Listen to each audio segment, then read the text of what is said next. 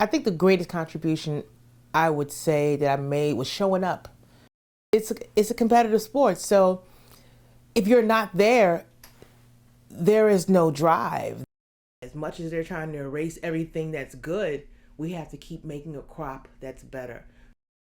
All right, here we are. We are sitting with the undeniably talented and universally respected and loved ANG13.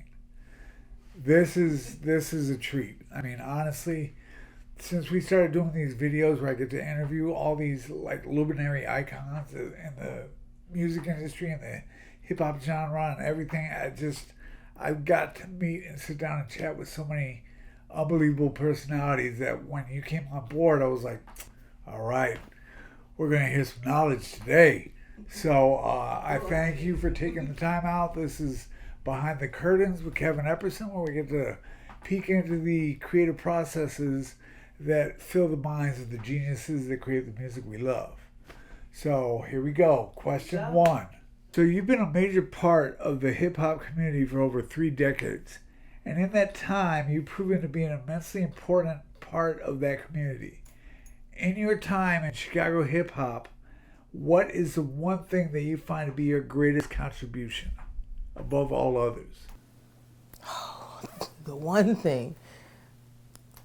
I think the greatest contribution I would say that I made was showing up. And people don't know how important it is to show up.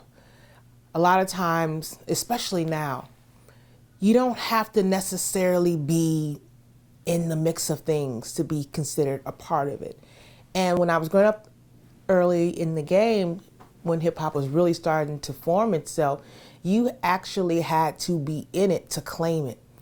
And you had to be good in it to stay in it. Because as we know, it's a very competitive culture, not just rap, but every element of hip hop. It's competitive. And it's not competitive to the point where we would really be offing each other. I can't say that right now, but it's a competitive sport. So if you're not there, there is no drive, there is no want, there is no need actually, because it's very surface. Everything you see can be thrown away. You know, you can move on to the next thing easily. But once you're in it, it's magnificent. You're in it because it's so hard to get in, because along the way you have to master your skill. There's levels to it. And you just couldn't stay whack in Chicago and be considered hip hop. You couldn't, because somebody will say to you quickly, no, you're not. No, you're not. So I think that I came up at a time where participation meant everything, because one time I came off the stage from rhyming and this little black girl come up to me and she said, now I think I can do it. And I'm like, oh, that was perfect. Right. Because I used to be that black girl looking for somebody else who was doing it too. And imagine if I wasn't there. Maybe she just needed a little bit of confidence. A little push. Yeah, just a little push to see it can be done. So yeah, the participation of it all I think was my most important contribution. Just to be available, be seen, be involved. You are widely known and respected for your thought-provoking and well-crafted lyricism. Why do you think the current crop of popular mainstream rap music doesn't have the same amount of respect for lyricism as its predecessors did? Because it's the current crop of mainstream rap music. I mean, that's the answer to that. It's very simple. When you're not of the culture, what you do, when you skim off of it, it's not going to be authentic. It's never going to be authentic. You will never, hopefully, you will never reach people's psyche to change their mind into something negative. And music has the power to do that. The majority of the music that's out right now, and MCs have talked about this, it is unloving. At least when I came through, it was really it was tough, but it was tough love. Now it's just not any love at all. And you'll catch a few songs that'll talk about social issues, and it's very few artists that they'll allow their social message to become in the mainstream minds, because unfortunately that doesn't sell. The effects of not having it sells tremendously. And this is a very capitalist market that we are in, that shouldn't have anything to do with the hip hop culture, because we've survived without them from the very beginning. But because a lot of people don't know what the real culture is, they think it's just rap, they think it's just commercial, and they think that if it's not selling millions and millions of units, it's not important. But I think the most important rap song is probably 3 words. Please love yourself, the most important. But it's all about what they're not willing to think about. It's about spontaneity in what's being said and what's being done to get it to people. And we are still overlooking that it has to be better than the last generation. It's not ever doing that. Very few people, but I think that if we all move forward, it's a stronger fist. Because if just a finger is moving forward, it can't make much of an impact. But unless that finger is filled with every finger on the planet, it has to be effective. And they effective and powerful and thought-provoking. They're not looking for that. They're looking for fast money, fast thought processes, fast throwaways. And classic music, you don't have to worry about that, because the message will always be timeless. And the people's mindset of passing it on to their children, that will always be timeless. But this is, as much as they're trying to erase everything that's good, we have to keep making a crop that's better. So we have to give the current crop that is out here at least the opportunity to show us that they just didn't come in on a money tip, and now they don't take any responsibility, for speaking to the culture or improving it. Time will tell. Yeah, that's very insightful. You are an international hip hop artist, and you've graced many stages across Chicago and outside of Chicago. In your experience, is there a specific memorable performance you've had that sticks out in your mind above all others? I think it would be the Fat Beats and Fresh Lyrics concerts that they used to have at the Vic. Jesse Della Pena, DJ Jesse Della Pena, would throw these concerts at the Vic Theater on the north side of Chicago, and there were no major artists on this bill. They were all local artists. And we filled the Vic twice. Nobody had anything, but we still filled up the Vic. And the very first major show I did, a fight broke out. So they had to cut my performance because they were fighting in the middle of my performance. And I'm thinking to myself, man, if I ever get the opportunity to do this again, I just pray. I think I need to pray in the beginning. I think I need to set the tone of being positive that night. And that's exactly what I did. I met the sound man again. And I just got an opportunity to speak to him and give him words of encouragement of what we were going to do that night. The DJs that were there, I got a good vibe off of them that night. And I was just like, we're going to have a good show. And we did have a good show. And it was my second big show that I got another opportunity to have a big show. And I don't think that I'll ever forget that, because it was a bunch of people I respected in the culture that was sharing the stage with me. And a lot of the people who were there in the crowds were from the different neighborhoods, the different graffiti neighborhoods, the different breaking neighborhoods, MC neighborhoods. And no one lived, everybody didn't live all together. So the south side, the north side, the west side, we had our own hip hop, we had our own slang, but that particular event brought everybody together to celebrate us. And I'll never forget that. That sounds pretty memorable. Would the difference between the legends of hip hop like yourself and the younger generation not only be their short attention spans, but also the difference between how they were introduced to hip hop and how you were? Well, like I said, it's if you don't go through the journey, you skip a lot of steps, and you don't take it in the same way a lot of people do. I think people will look at a music video or they'll hear music on, like, actually still on the radio, one of their first means of listening to music, or just checking out their parents' music.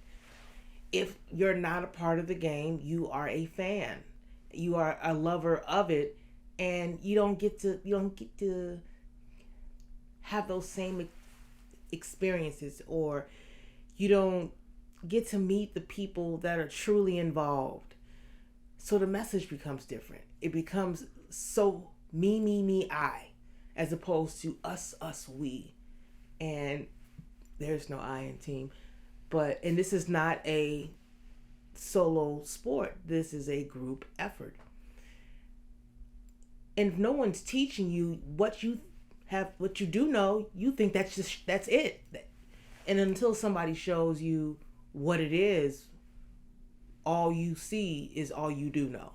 So, I think one of my friends put it pretty well is, you think that your mother's soup is the best until you go to your aunt's house.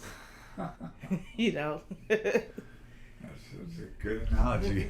It's apparent that you are a highly capable MC in terms of both recording records and freestyling.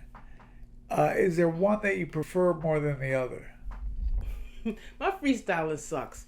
I keep telling people this. They don't believe me. I mean, there are some trigger words that will bring incredible flow. If you know what incredible flow is, you know.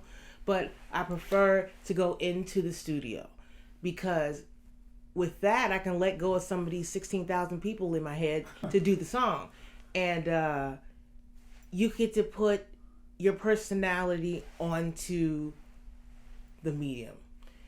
And if I'm going to say something, it's got to be meaningful, because to live with shoulda, woulda, couldas is horrible. I should have said this. I should have said that. But if you have the plan already written out, the blueprint of what you want to get to people, it's much more fulfilling, because you can get your entire thought out, as opposed to small pieces of information that basically say nothing.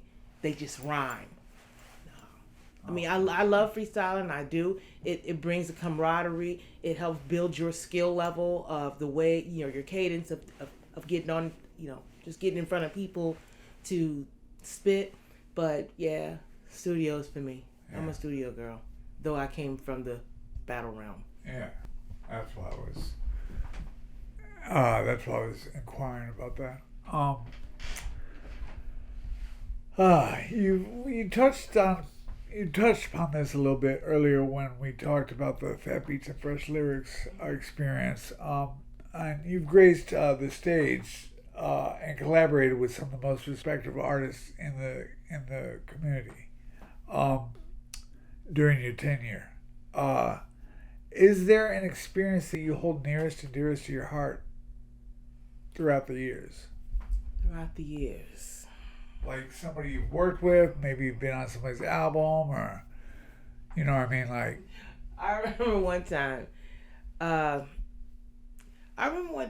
when I was living on the West Side, and I've been rapping for some years, living on the West Side, and a friend of mine, if I'm mistaken, his name was Tony, wanted me to come be on a project of his, and we had to go way far out into the studio and he had another MC that he was picking up to be on the project too. And it was Cold Heart from Crucial Conflict. Now, I didn't grow up on the west side. I grew up on the north side. So a lot of the people that I knew, as far as really hung out with and just did this whole thing with, were north side MCs.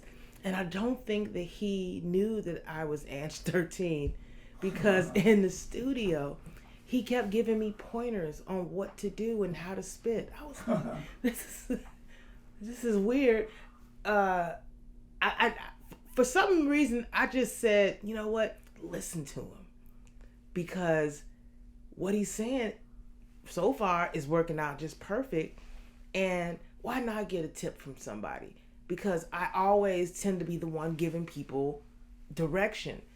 And I'm so glad that I did that, because as time went on, Cold Heart has been a major ally in this. But, you know, being a seasoned MC, we are still doing this because we love it. But I do other projects as well. And sometimes not sometimes, every time that he's in the same room, he is willing to lend his expertise to make whatever I'm doing better. And a lot of artists are so into being their own artists, they don't do that.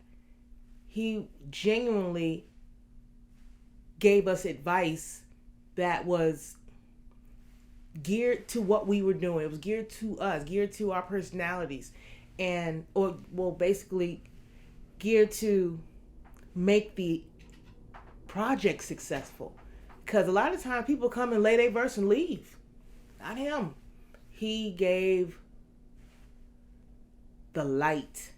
Because the song, I don't even think the song even went anywhere. But it's just the fact that he was there and he participated, as opposed to just rhyming and leaving. Rhyming and leaving, I think, is very disrespectful, because other people are there. And if we're working together, we're going to be there together through the whole project. Not you going to spit your lyrics and I got to go. Well, we ain't talk. We haven't, added. Okay, that's cool. You want to get one of those. But yeah, I definitely look to other artists to help be a better artist, because I don't know everything. And I'm pretty sure somebody can tell me something that'll keep me moving forward, because it is very easy to stand still at this, thinking that what you have is all there is, when you can become much greater if you listen to others. I like that. So I pose this question to your peers in urbanized music about the time when the three of you were chosen as envoys to go to Africa to bring hip hop from Chicago to bring people together. And the question I had for them, and I want to pose to you as well, is how did that experience change the trajectory of your career moving forward? Did it change your philosophy on hip hop, or how powerful your message could be, and how transformative hip hop can be? I think that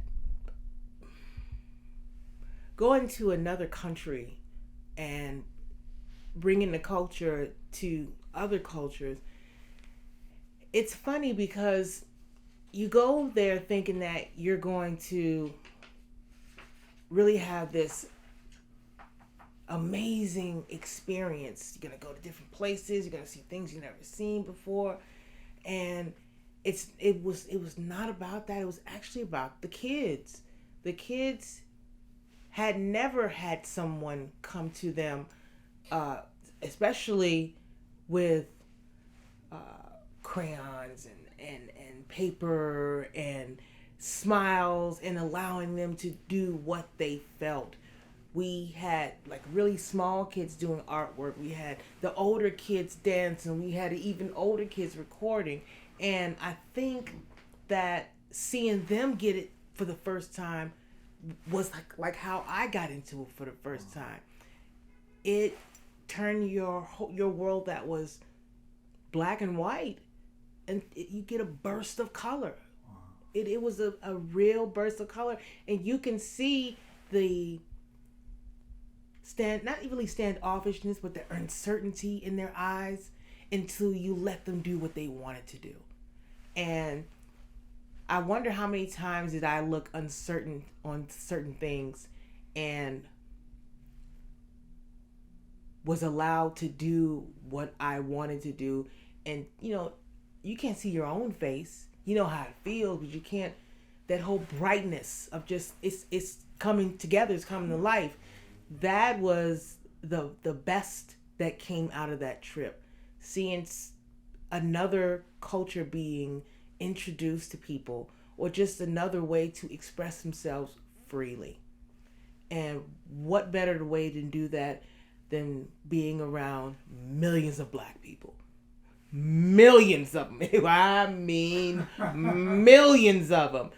And I think that the energy that everyone had at that time too, it was explosive because we were in Cote d'Ivoire and they were coming up on their 50th year of independence from France. Just 50 years. Wow. They were independent from France. They talked so much about not liking the French, but they loved each other enough that when we were rolling through to go to a studio in Africa, we saw that a car got caught in a ditch. In Chicago, if a car gets caught in the ditch, the car's in the ditch. But in Africa, when a car got caught in the ditch, everybody gathered together and got that car out that ditch. I was like, we were like, whoa, you mean tow truck didn't come 6 hours later? Yeah, they are really they helped each other. They didn't wait for somebody to give them assistance because assistance was all around. And Africa, I'll never forget Africa. That was one of the best things in my life. It did put me back in touch as to the people that I came from and how thoughtful we were of each other. And I had good thing I brought that back with me when I came to Chicago, and I started to be more thoughtful to people and understanding of them and more thankful, really thankful that I get to come from a people that no matter what's happening, we're going to be there for each other. And whether we grew up that way or not, if we see it, it's going to come to be. But we have to be the example. So Africa, I think, definitely made me a better person. It had nothing to do with the culture itself, but just a reminder of the lineage that we come from. Yeah. Because we see so much negativity put on the backs of black and brown people, to know that you can go somewhere and not see that negativity and bring it back so you can possibly spread it to other people, and we look a lot better and we're treated a lot better just from being better people. Yeah. It's a long shot, but why not give it a try? Beautiful. Thank you. I like that. Beautiful. You are the embodiment of all the elements in hip hop. So as you've not only partaken in them, but you've excelled in them as well. Which of all the elements do you feel is the most important to you personally? I think the graffiti element of it was the most important to me, because at that time I met so many great people, and there was so many great men, so many young men, and to this day I'm still friends with them. And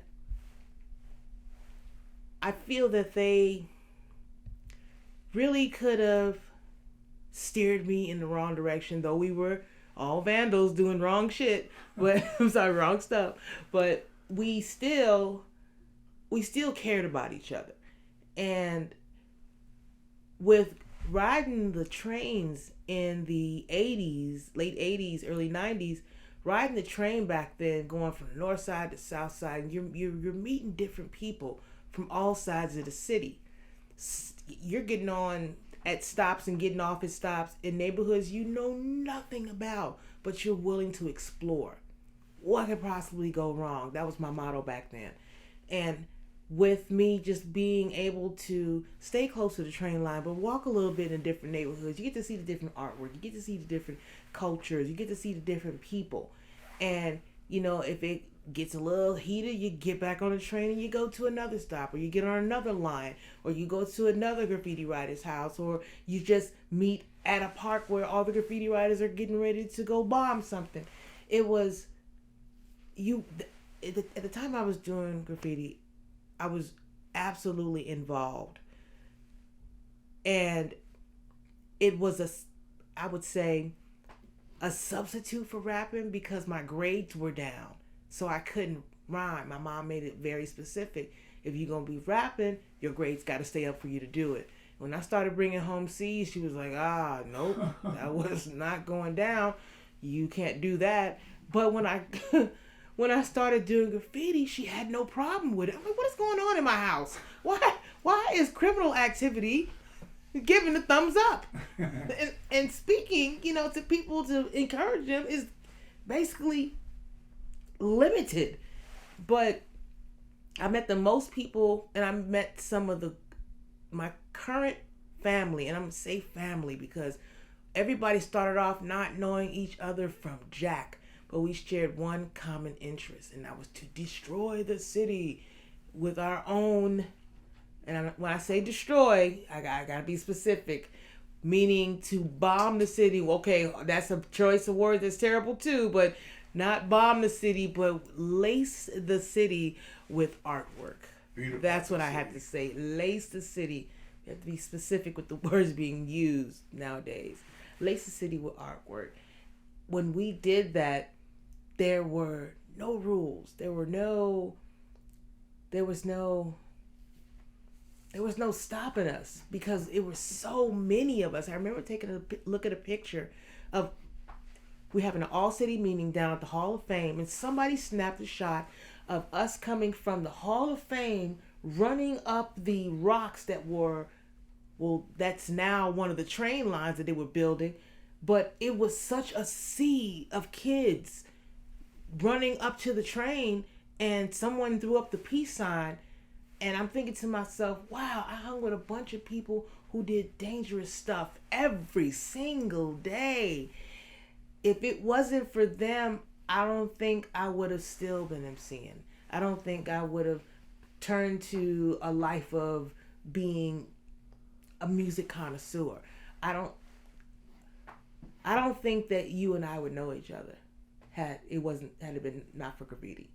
I don't think I know half the people I know if it wasn't for the hip hop culture. I don't think that if it was here, I would have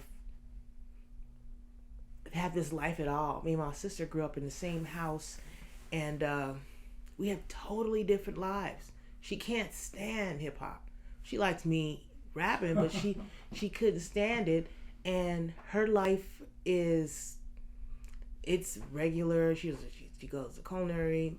I'm not in a culinary school. She's already a chef, but she's in Italy being like a great plater while I'm out here being a great speaker. And I wonder, had I not become an MC, would I have become an attorney?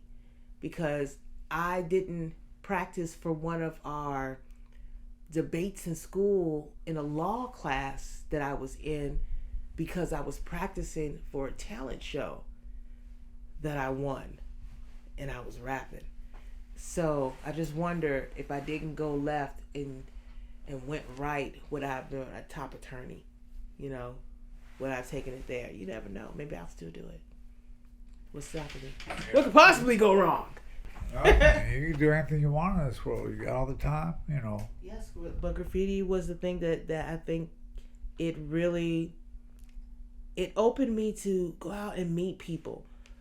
Because when I was an MC, I was on punishment a lot. I mean, I have horrible people skills because of this, but being on punishment a lot, I didn't know how to really talk to other girls that were my age, to be friends with them or talk to boys that I was possibly interested in because I was always on punishment. Always. And at least when I'm doing graffiti, I'm seeing the world. I'm around people. I get to see different personalities come into play. And I wasn't doing that at home. I was building these personalities that every time I looked in the mirror, it was a different person in the mirror, which was crazy. But it thank God for graffiti. I there's no element like it, and it keeps evolving like breakers. Right. Somebody's gonna do an actual helicopter when they get on the floor. an aerial move. Yeah, that's it's gonna happen. It's something I've always admired about the different elements of hip hop is the very community aspect of it that draws people together. Yes, it is. Music has the drums to call the people together, and we have the energy to stay together. Yeah. So I love it. I dig it. So your talent has tied to a lot of different legends of the different elements in Chicago hip hop.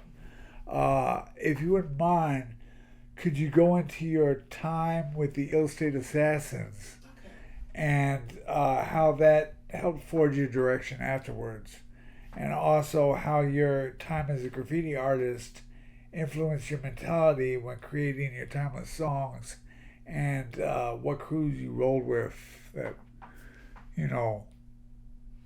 helped form you into who you are. So with Ill State actually was one of the first crews that formed me into who I was, because we were all still in high school. I was still in high school when I started hanging out with Kingdom Rock and Riot One,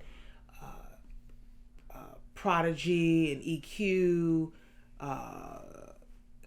Toxic and Twister and Determination. All these different crews, they all lived in the same area. And it was through having all city meetings that everybody, clicked up, so to speak.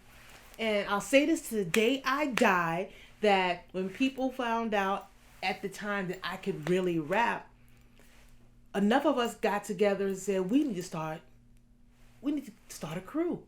And they were thinking, well, we got to get a name for the crew. And all these different names are being thrown out. And they would say, well, no, we got to have something that's going to say, where we from. And I said,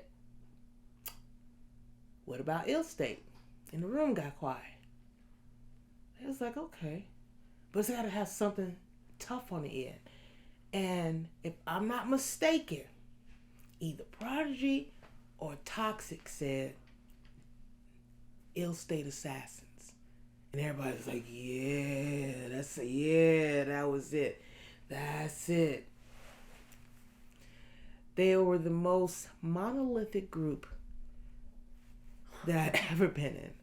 Because we were young, everything was still fresh and new, but if you didn't think like everybody else thought, you were outcasted for, a time. You were talked about. You were looked at funny. And I'm thinking to myself, man, if I have to think like everybody and I don't agree, I'm gonna be in trouble. I won't be able to, to really express how I feel and not be judged. I mean, back then, it would have been just talked about it to the point where you get kicked out.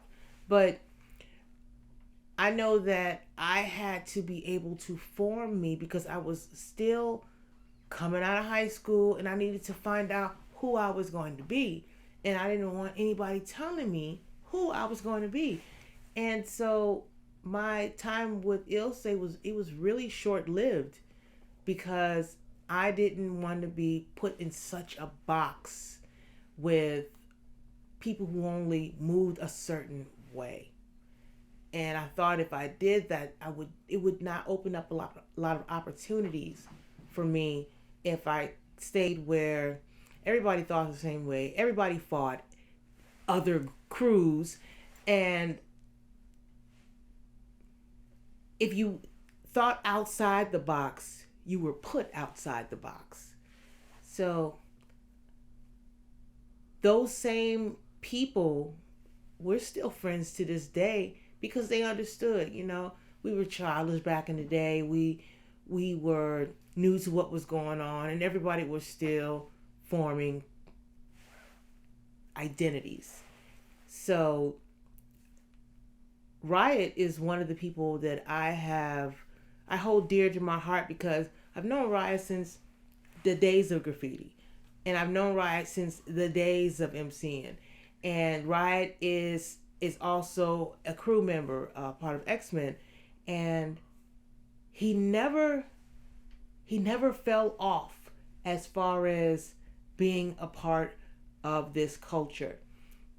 And I had no problem being down in the Hall of Fame with him introducing me to other graffiti writers, because I knew that he wasn't going to introduce me to somebody who was going to hurt me or be harmful to me. So that's where Teamsters came in with the crews that I would actually feel comfortable around, that would teach me, talk to me, and know that I had enough skill to be around them so that I could be a part of what was going on, that I was able to take that, be a part of that particular element. And I can move through the city. I can move through the different elements because I'm an MC. I'm also a graffiti writer. If you got 2 out of 4, you're doing really well, because it's hard to get just into one. But with just those two, what I was able to do is have good relationships with, I'm not going to say the knowledge part of things, because I feel like the knowledge part of the culture comes with the experiences, so you gain the knowledge. I don't know, because other people may think different about the fifth element, but being an MC and then being a graffiti writer, it allowed me to be open to all different types of music, because with graffiti you're open to all different types of colors. With being an MC, you're open to all different type of verbiage. And so it just kept opening me up and opening me up and opening me up. And there has never been anything that's closed the door because I've gotten into this culture. I think that it keeps opening up a new world every single day. Even when I think about it, it opens up a new idea of how can I make this better? Or what can I do today? Or what can be done in the future so that this doesn't die out? Because I don't want the feeling that I'm having not available for somebody else to feel. Is that too much? No, I dig it. It covered the whole spectrum. Everything, the crews I used to hang out with, the what was the other one? Oh, you got it all. Ill State, being crazy people, and what else? Oh, you got it all. I mean, I just picking apart what you said. It seemed from an outside perspective that being with the crew kind of hampered your individuality in every single way. When finding your own personal voice. It was very, very. I'm not good with crews. I'm not good with groups of people who are not on the same thing that I'm on. Like a hive mentality of, let's go for it. Right. And if only one person wants to make it happen, but there's 16 people there talking about we doing it, we ain't doing shit. I mean, nothing. We ain't doing nothing. One person is carrying everybody, and the load gets heavy. Outside of making music and performing, you have become a successful radio personality that imparts your wisdom onto your listeners. And you've also become a successful public speaker, imparting your wisdom onto like the students at Columbia College and, just other people that are interested in learning about the culture. How important is it to you to pass your knowledge down, even when there's so many of the younger generation who are seemingly uninterested in being educated, even when presented with the knowledge they need to grow? Man, I just went to a what do you call it? A panel just recently. And it was a bunch of the OGs with newer MCs, I'm going to say, that we were all sitting and talking to each other. And one of the younger cats was like, hey, we don't want to hear them old stories. We want to know how y'all going to help us right now. And I understood where he was coming from, but I'm hearing that a lot from the younger cats. They don't want to hear the stories. And I understand that they can't taste what we chew, but we can save them from a bad meal every time just from a story. A lot of our history doesn't get written down.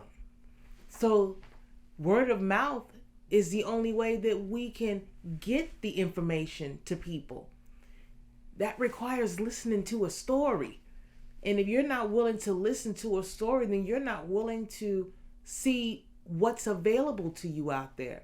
You don't know what's there unless somebody shows you. Like, you're not going to run to or from a bomb if you don't know where it is. You're not. So it's funny that you even have that question, because I guess that other old schoolers are also noticing this. They're not willing to listen to what we have to say. So they're asking us to at least meet them halfway, which is cool. The way we learn certain things may not be the way they need to learn it. They may need to learn it a specific way that caters to them. One of the old schoolers there was being so aggressive with the young cats. And he thought that what was important to the younger generation. He's like, don't worry about that. That's nothing. Don't worry about that. And it's we can't do that. We have to understand where they're coming from with certain things, because sometimes people were taught something a specific way because it fit them. And unfortunately, our OG wasn't even willing to listen. And with that, it caused a division that quick between the old and the young in this one panel we're sitting in. And one of the things that I feel that in Black culture, what we do is we tend to hold on to titles until we die. And we don't choose a successor, or we don't prepare the next generation, because we have taken almost all of our lives to get to where we think we should be. And so we take things into death. And when we take things into death, we don't give the opportunity for the young people to take over and move it along. And that goes with politics. That goes with a lot of businesses. That it took us too long to get to where we are for us to let it go. Unfortunately, we gotta let it go. If we hold on to everything and we don't pass it down, how do we expect to have better of what we created? How do we expect it to continue to go on?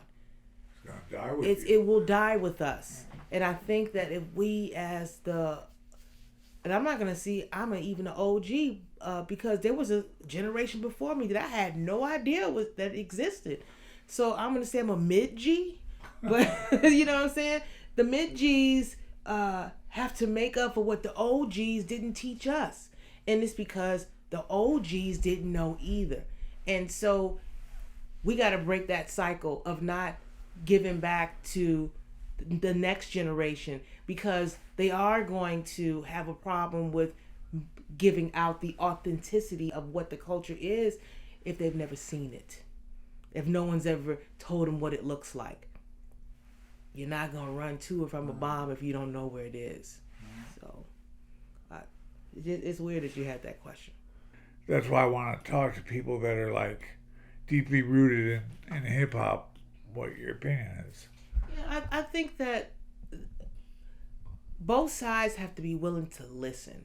When I say both sides, I do mean the OGs, the mid Gs, and the new Gs, the new generation. All the Gs got to get it together. And if we take time to listen to each other, a lot of our experiences are the same. A lot of our solutions may not be. And maybe someone will say something that will spark something within us that fixes a problem, that that sparks an idea, that helps, that stops something. We should talk to each other regularly. And I think that not only with the talking, we gotta listen to each other. Cause I can blah blah blah blah blah blah all day.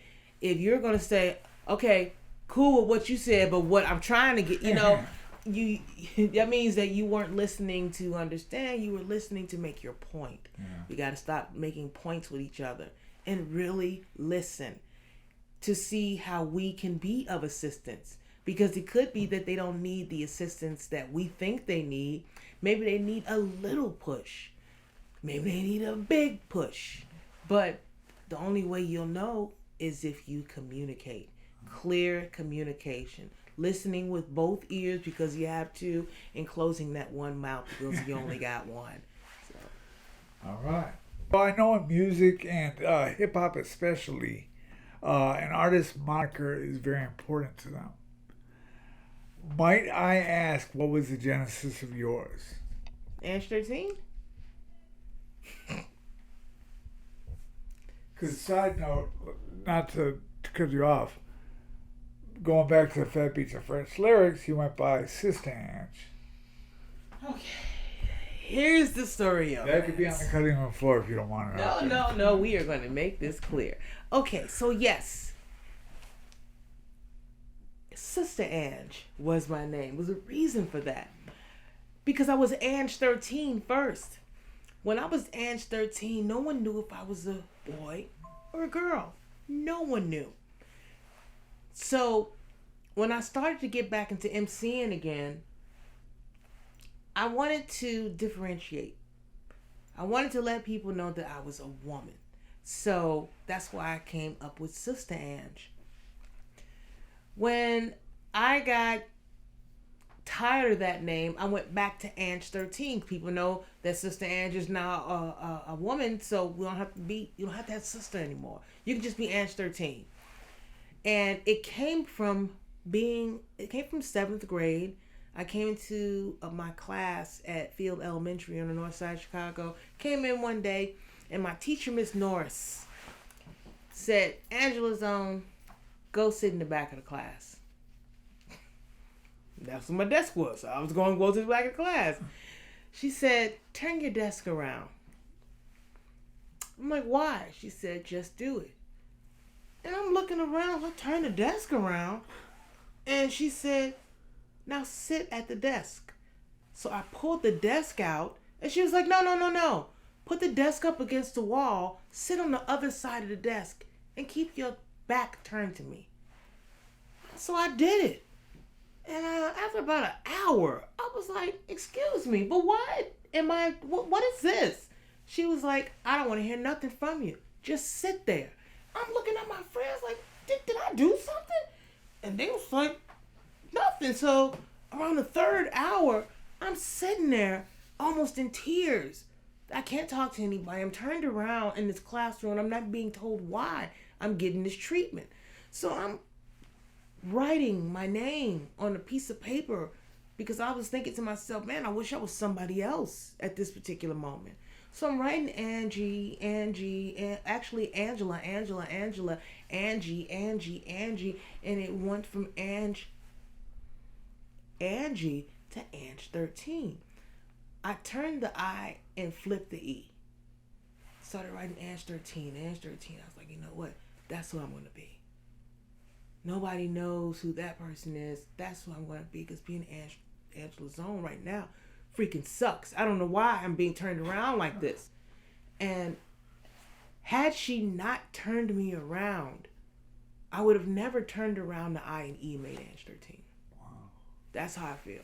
So thank you, Miss Norris, for putting me in the back of that class. I still don't know why you did that. I don't know why you did that. But that is how ANG13 was born, because I wanted to be somebody else, because Angela the Zone was in trouble. And I don't know why. For reasons of coming up with a name, that's one of the most unique ones I've ever heard. Man, it's so the truth. Yeah. It's so the truth. That's It's awesome. weird, but yeah, that's how it came about. That's God. I know it's God. Did you ever look her up? No. I didn't. I don't know. I think my mind like changed that day too, because here's somebody else I could be besides who I was. Yeah. I never let her know that I was thankful for that. I think because I was in 7th grade at the time, so Yeah. you're not thinking, well, it's because of you that I did this and I did that. You don't think that. You're still thinking that dumb teacher turned me around all day, took away my fun. That's what you're thinking. Yeah. So I say this now, Miss Norris. Thank you so very much. All right. Why did you turn me around that day? I need to know that too. If you're still alive, could you please answer that question? So Well, it's brought you to this point, so right. and I think you're doing pretty well. So we are at the end of our journey. Aww. It has been the utmost pleasure to sit down and listen to you impart your wisdom on us and to the listeners. It's just been a absolute joy to be able to sit down with you and pick your brain and find out more of what makes ANG13 tick and what fuels your creative juices. But our final question for the day is a bit of a hypothetical one. Now, I am in no way implying whatsoever that your career is coming to an end. I know you've got a lot of gas left in the tank, and you've got a lot of tricks left in your bag that you're ready to bring out into the world. But with that being said, if your career were to end today and you were to hang your head up, then is there one moment in the past that you proudly call the zenith of your career? The high point. The one that you're just like, yeah, I did that. The high point of my career, it may be a little long. I'll try to keep it as short as I can. I told you I was on punishment a lot, right? I was on punishment a lot because of the things I said. My mother thought my mouth was too slick. Who would have known? So one time I was on punishment. My mother said, I want this whole house cleaned by the time I get home from work. It was a Saturday morning. Do this, do that, do this, do that, do this, do that. Do not turn my TV on. Okay. As soon as she closes the door, you don't tell me what to do. I'm turning this TV on. So as I'm cleaning up the house, because I didn't want to really get beat all over the house when she came home, I'm cleaning up the house. I was like, okay, Soul Train must be on. Let me go ahead and turn it on. It wasn't Soul Train. It was this show called Graffiti Rock. I was like, what is this? And the announcer was this guy with these big gazelles on, and he looked like somebody from my neighborhood who, just got a show right quick. And I was like, yo, what is this? People, it was like Soul Train, but it was all hip hop. There was graffiti, there was breakers, they had rappers on this show, and I was just like, whoa, I can't tell nobody because I'm on punishment. I can't even call nobody because no one's supposed to know I'm watching TV about it. I can't tell nobody. And I'm thinking to myself, this is awesome. It was when hip hop was really coming about in my neighborhood that this show came on. And so I was like, man, this is great. And so when the show went off, I was bursting like, ooh, this is serious. So the following week I was on punishment again. I told you I was on punishment a whole lot. Following week I was on punishment again. Same thing. I'm gonna need you to clean my house. Do this, do that, do this, do that, do this. Don't turn on my TV. All right, Ma. Bye. Door closes. You don't tell me what to do. I'm turning the TV on. So I'm cleaning the house still because I don't want to get beat by my mama when she get back. And yeah, Soul Train. Go there, thinking that show was gonna go on, and not even Soul Train was on. I was like, dang. So I'm gonna date myself, and I said, ooh, let's see what's happening on American Bandstand. If you know, you know. But I'm sorry, let me go back a little bit. On Graffiti Rock, they had 3 MCs. When they started rapping, I was like, ugh. Yuck. So the following week, when I was getting ready to turn on American Bandstand, those same rappers were on American Bandstand. And they're rapping again. I'm like, who keeps booking these dudes? Ugh. You know who they were? It was Run DMC. I hated Run DMC when they first came out. I was like, these dudes suck. And I said to myself, man, I know. And before I knew it, I started walking to my back room, to where our room was. I went and got a pen and a piece of paper and I wrote my first rhyme. What I was saying is, I know I could do better. I don't know what made me think I could do better than Run DMC. I'm somebody who's still getting on punishment. Gotta clean the house. Still living with my mama. How am I gonna do better than Run DMC? But I wrote my first rhyme. And I started to practice what I was gonna look like and say when I do it. I didn't know when I was gonna rap. Peely and Akbar came to town. And they decided they were going to throw a party at this place called Steps on Sheridan Road at the Granada. And people started talking about it. They was like, hey, is this going to be this? These cats from New York is coming to town, and they're getting ready to have this party, this hip hop party. And we were like, okay, cool. Yeah, I'm on punishment. So I couldn't really go to the first one. But I went to the one where Akbar and Devon was going to have a rap. They were going to battle each other. So Akbar was from New York, so we all just assumed he had all the lyrics, and he did. But Devon, being from New York, he was the best rapper in our neighborhood, and he was cold. So I told you I was on punishment, remember? I said, I'm going to that party. I am going. So I'm 11 years old. Number one, it's a teenager party. How am I going to get in? So I go to the door. I'm by myself. I go. Got to the door. I talked my way in as an 11-year-old.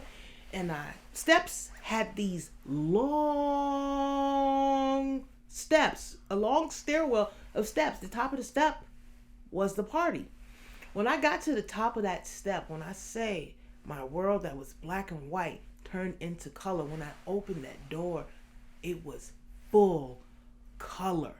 The sound, the smell, the people, it was like I was walking into Graffiti Rock that I saw weeks before. And I was like, wow. This is, wow. The DJ booth was right here. There were graffiti writers over here. There was rappers over here. I saw some of my friends. They was like, damn, you made it. I was like, told you I was going to be here. Told you. So just it all looked so surreal that what I just saw happening on television, what I'm seeing in the parks, this is now all together. And it's a hip hop party. So we see now, back in the day, that was the very first hip hop party. Every element was involved. And so the battle was going on with Devon and Akbar. It was an intense battle. I mean, people were sweating because they were battling. It was that good that they couldn't decide between the two. So they said, let's do an intermission. When they did that intermission, I was like, I'm finna go grab my mic. I'm sitting there grab that mic, telling my friends. They was like, nah, you ain't finna grab that mic. You might as well say, I double dog dare you. Because when they was like, nah, you ain't gonna do it, I went right up to the DJ booth.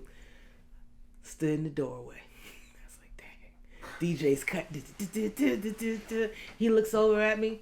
It's Peely Fresh on the tables. He looks over at me. He's like, "What's up? What's going on?"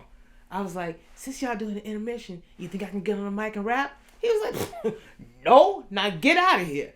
And I looked at him like, "This is not how you make friends. How could you say that to me?" And I did not move. I was like, "I'm not moving." Akbar came behind me. He's like, "Well, what's going on? What's the purpose? What's going on?" With the New York accent. I was like, "I just want to get on the mic. But your boy won't let me do it." I'm 11 years old. Akbar looks me in the face for about 10 seconds and said, "Hey man, I heard she can rap. Just go ahead and give her the mic." I'm 11 years old. How you know I can rap? He didn't know I could rap. He had no idea I could rap. Peely said, "Okay, since it's intermission." He took a record out of his sleeve, flipped it, and started cutting. Jumper, jumper, jumper, jumper, jumper, jumper, jumper. He said to me, "When I drop this record, you better rap." I was like, "When you drop that record, you better duck." And he started scratching even harder. He didn't like I said that. Number one, he don't want me to get on this microphone. But his voice said it's good to do, so he's jumper, jumper, jumper, jumper, jumper, jumper. Guess what song he's playing? Run DMC Live at the Funhouse. Here we go. So I know the song that's getting ready to play. So he cut it. Dun, dun, dun, dun, dun, dun, dun. I had no idea he was gonna do that, but I was feeling it. So when he did the first dun, I said 1 Tweedledee. His second one dun. I said 2 Tweedledum. He said dun. I said, "Get ready, homeboys, cause here I come." What I wasn't recognizing is when I said 1 Tweedledee, the whole party stopped. When I said 2 Tweedledum, he said, everybody turned around to see where this was coming from. And they looked and saw it was me. And when I said, "Get ready, homeboys, cause here I come," they ran from the front of the club to the back where the DJ booth was, which was surrounded by glass, and they jumped on the glass and started banging it. Boom, boom, bow, boom, boom, ha, boom. The whole place went up, and I still remember that rhyme to this day. 1 Tweedledee, 2 Tweedledum. Get ready, homeboys, cause here I come with the beat that's unique. The sound that is ice, guaranteed to rock the party and still the night. I throw a beat in your face, you might try to block, but it's chillin', only willin', dominating a lot. And everybody was losing their minds. Oh my God, oh my God. I thought I was so cold that I just started beatboxing too. So after the round, I beatboxed and the party was like, oh my God. The battle was basically over. They never finished that battle because some 11-year-old little girl came on the microphone and turned the party out. Wow. And when it was all over, I was going down those long stairs to go home. And all it was, you was cold. You was cold. Dang, you was cold. I'm going downstairs like, yeah. And guess who was waiting at the bottom of the stairs of this whole day? Guess who was waiting at the bottom of the stairs? My mother. Remember I told you I was on punishment? My sister dined me out. I was always thinking to myself, how did she know where I was? And as time went on, I noticed my sister was on the side doing this. You lie. So when I got home, I got beat. I got beat with a belt. I didn't feel one lick because those people that were up at the top of that club who were cheering me on and banging on the glass, that overtook me. And I've been chasing that love ever since. Wow. I'm speechless. Like, you were a magnificent storyteller. Thank you. Like, just to regale us with that very vivid anecdote was amazing. Thank you. And I'm mad that that was the last question. I was like, you were amazing. Like, this was a treat beyond treats to sit and listen to you, and we'll have you back on something else. I don't know. We'll figure something out. All right, I will. But before you go, let people know where to find, your music, where to find you, like plug yourself. Sure, I'll do just that. Well, you can find me at ANG13.com. That's ANG13.com. Or you can Google ANG13 and you'll see almost everything on the net that looks like me. Because there was another ANG13 that I had to excuse from using that name because it's very important that names are checked into before becoming an artist. With all this technology, you have got to research names because there's no way that there's two Riots right now. There's Riot 1 and there's Riot who is the producer, and then there's another Riot that works with Ice Spice.